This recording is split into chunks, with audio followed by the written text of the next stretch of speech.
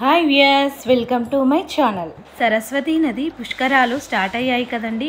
కానీ చాలామంది జనం అంత రద్దీలో వెళ్ళి స్నానం చేయడమా అని అనుకుంటున్నారా? అయితే ఈ వీడియో మీకోసమే. పుష్కర సమయంలోనే పుష్కర స్నానం చేయాలి, కానీ ఈ జనము రద్దీ ఏమీ లేకుండా పుష్కర స్నానం చేయడానికి ఒక శాస్త్రీయమైన మార్గాలు కూడా ఉన్నాయండి. అవి తెలియక మనం తోసుకుంటూ ఉంటాం. పుష్కరునికి బ్రహ్మదేవుడు కొన్ని వరాలు ఇచ్చాడట. ఇచ్చినప్పుడు బృహస్పతి రాశిలోకి వెళ్ళినప్పుడు 12 రోజులు నదికి ఆ పుష్కర శక్తి వస్తుంది. దాన్ని ఆది పుష్కరాలు అంటారు. అలాగనే బృహస్పతి బయటికి వచ్చే ఆ లాస్ట్ రోజుల్ని, ఆ 12 రోజులను అంత్య పుష్కరాలు అంటారు. అప్పుడు కూడా నదికి అదే శక్తి వస్తుంది. దాన్ని అంత్య పుష్కరాలు అంటారు. దురదృష్టవశాత్తు మనకు అంత్య పుష్కరాలు అంటే తెలియదు, ఆది పుష్కరాలు తెలుసు అంతే. ఆది పుష్కరాలప్పుడు స్నానం చేస్తే ఎంత ఫలితం వస్తుందో, ఈ అంత్య పుష్కరాల టైంలో కూడా స్నానం చేస్తే అంతే పుణ్యం వస్తుంది. అందుకని కొందరు సంవత్సరానికి మొదటి 12 రోజులు స్నానానికి వెళ్ళి, ఇంకొద్ది మంది ఆఖరి 12 రోజులు వెళ్ళారనుకోండి, అప్పుడు వెళ్ళే జనాభాలో 50% మంది అటు, 50% మంది ఇటు డిస్ట్రిబ్యూషన్ అయిపోతుంది. అప్పుడు అక్కడ తొక్కిసలాట అనేది ఉండదు. ఈ విషయం శాస్త్రంలో ఉంది.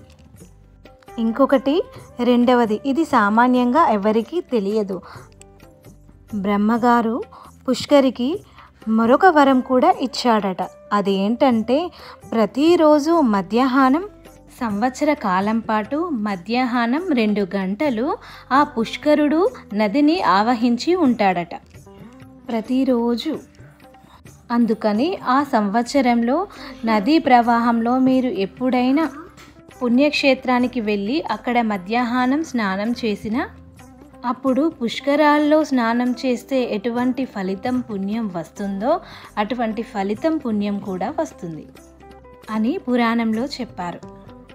ఇక శాస్త్రం చెప్పిన మూడో విషయం ఏంటంటే, ఈ నదికి ఎక్కడ స్నానం చేసినా మీరు ఆ పుష్కరాల సమయంలో నదికి ఆ ఫలితం వస్తుంది.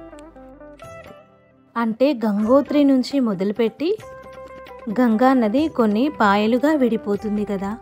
ఒక పాయ ఉదాహరణకి ఎక్కడో వెస్ట్ బెంగాల్లో కలిసిందనుకుందాం సముద్రంలో. గంగోత్రి నుంచి వెస్ట్ బెంగాల్లో ఎక్కడ స్నానం చేసినా మీకు అదే ఫలితం లభిస్తుంది.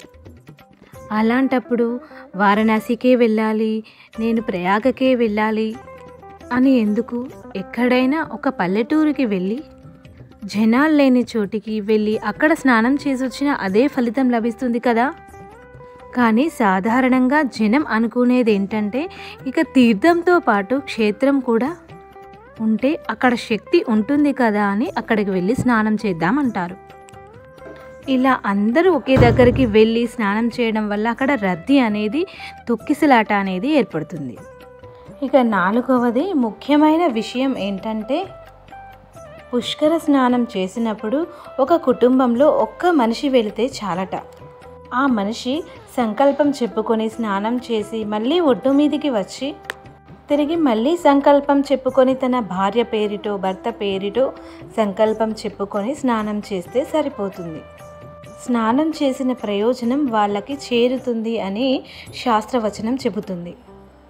ఇప్పుడు కుటుంబంలో ఒక 4 ఉన్నారనుకోండి, కుటుంబం నుంచి ఒక్కరు వెళితే సరిపోతుంది. అందరూ ఇలా చేస్తే మొత్తం వచ్చే జనాభాలో 1/4 జనాభా అవుతుంది. పుష్కర స్నానంలో ఇలా ఆచరిస్తే రద్దీ మరియు తొక్కిసలాట అనేది ఉండదు, మరియు పుణ్యం అనేది దక్కుతుంది.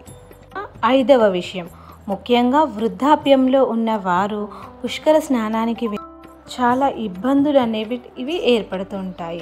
వృద్ధాప్యంలో ఉన్న వారికి ఆరోగ్యం సహకరించక చాలా కష్టపడతారు. కాబట్టి ఎవరైనా ఇంట్లో ఒకరు వెళ్ళినప్పుడు పుష్కరంలో తీసుకొచ్చినటువంటి వాటర్ తీసుకొని స్నానం చేస్తే సరిపోతుంది.